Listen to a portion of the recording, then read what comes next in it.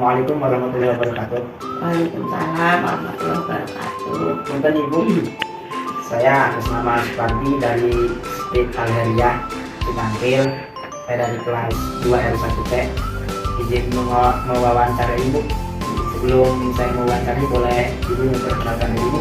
Nama Ibu Siti Rosito sebagai Kepala atau KUPT SDN Cipaot, Kelurahan Begendur, Kecamatan. Nah, itu di sekolahan SDN Cipaot itu yang dipakai kurikulum apa Ibu? SDN Cipaot sebelumnya memakai kurikulum K13. Karena setahun ini kemarin itu ada peralihan, jadi menggunakan kurikulum Merdeka, tapi baru kelas 1 sama kelas 4. Ya. Tetapi gurunya semua dari kelas 1 sampai kelas 6 itu pelatihan juga kurikulum Merdeka. Ada juga dengan kearifan lokal juga. Itu kan namanya siswa itu masing-masing akalnya gitu ya, masing-masing otaknya, kecerdasannya itu gitu ya. Nah itu biasanya kan ada juga siswa yang cenderung gitu dalam menghadapi masalahnya, baik dalam sistem belajarnya, ada yang cepat masuk, ada yang lama gitu masuknya. Nah itu cara menghadapi tersebut itu bagaimana Ibu? Untuk keterlambatan anak-anak dari kelas 1 sampai kelas 6 itu kebetulan SD Cipaot itu ditunjuk ada sekolah inklusi. Jadi anak-anak yang misalnya IQ-nya kurang itu dipanggilkan apa tuh? Psikolog dari rumah sakit untuk memeriksa IQ anak-anak itu. Kalau IQ-nya ada 65 berarti kan anak itu kurang. Terus anak-anak yang lain juga kurang lebih ada 25 lah dari kelas 1 sampai kelas 6 itu ada bimbingan khusus masuk sekolah inklusi gitu. Tapi keterlambatannya masih dalam keterlambatan baca tulis hitung. Kalau yang berat masih tinggal 1-2 aja. Jadi penanganannya seperti itu. Ada bimbingan khususnya juga inklusi itu.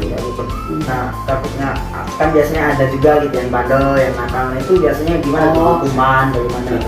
Kalau sekarang tidak ada anak yang dihukum.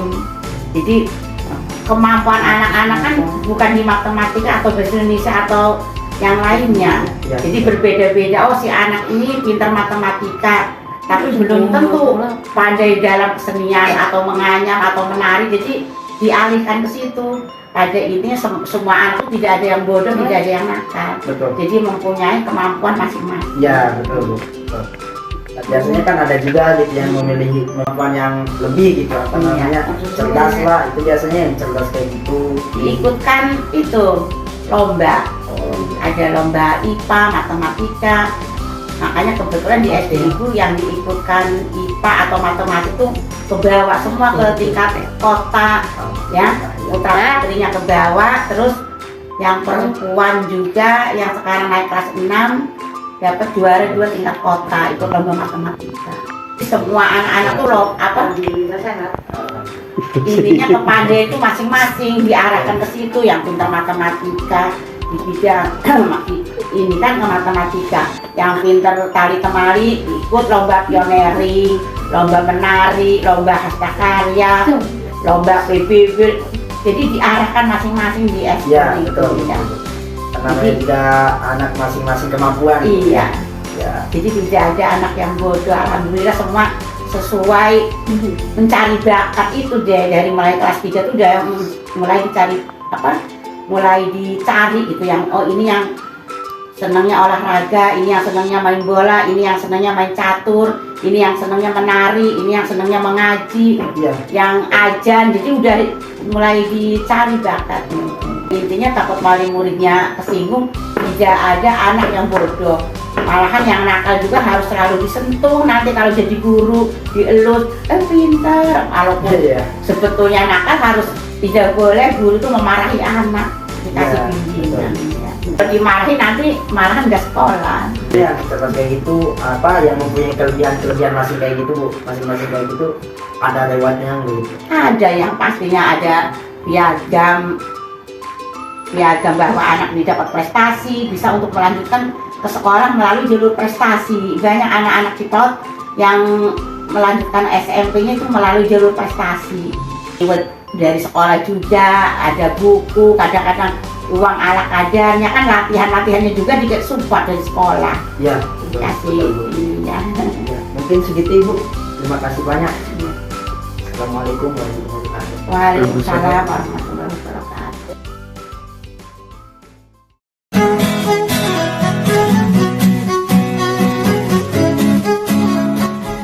Pak, punten Pak, izin wawancara.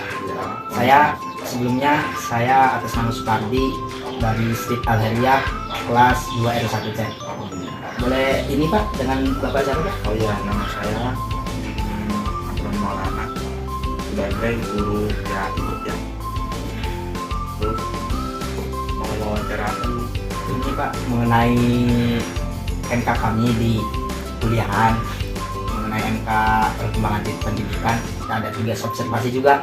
Nah, kita izin wawancara Pak ya. ya Itu menurut Bapak, kalau misalkan ada murid gitu loh, yang cenderung di kelas kurang aktif gitu, ataupun pas lagi pembelajaran ngobrol, itu bagaimana Pak tindakannya Pak? ya jadi gimana penguasaan guru dalam menguasai kelas untuk mengatur para murid. Memang guru itu profesi yang jarang kursus, akan tetapi itu harus diambil sisi dari pengalaman guru tersebut. Kalau guru tersebut itu sudah berpengalaman dalam mengatur, menguasai kelas, bisa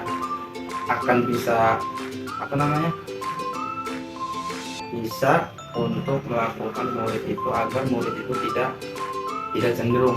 Itu tadi yang suruh guru murid diam gitu ya. Ya biar jangan bercanda juga gitu Pak. Kita itu harus, ya tugas guru itu harus Membimbing membimbing dan harus menguasai lingkungan di kelas, entah dengan permainan games atau apa, agar murid itu tidak jenuh ketika kalau misalkan diajarkan ini nah itu kan murid akan bosan kalau tidak di mainan games atau apa gitu. Ya betul.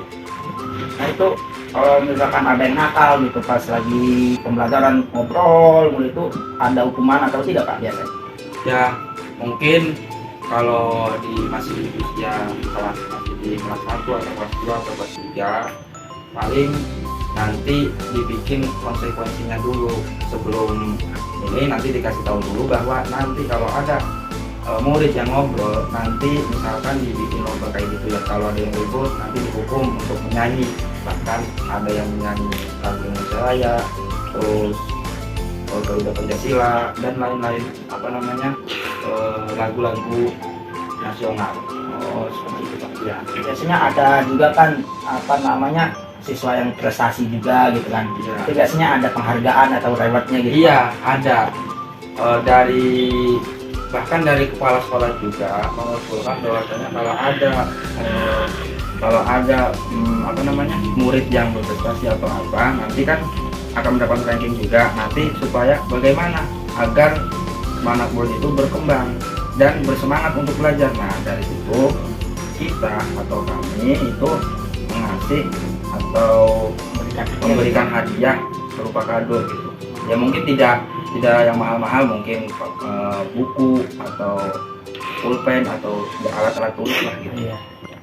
Ya, Pak, mungkin cukup segitu Pak. Ya. Terima kasih banyak ini Pak Putra Iya, untuk iya, waktunya. sama-sama. Terima kasih Ya. Pak. Assalamualaikum. Waalaikumsalam.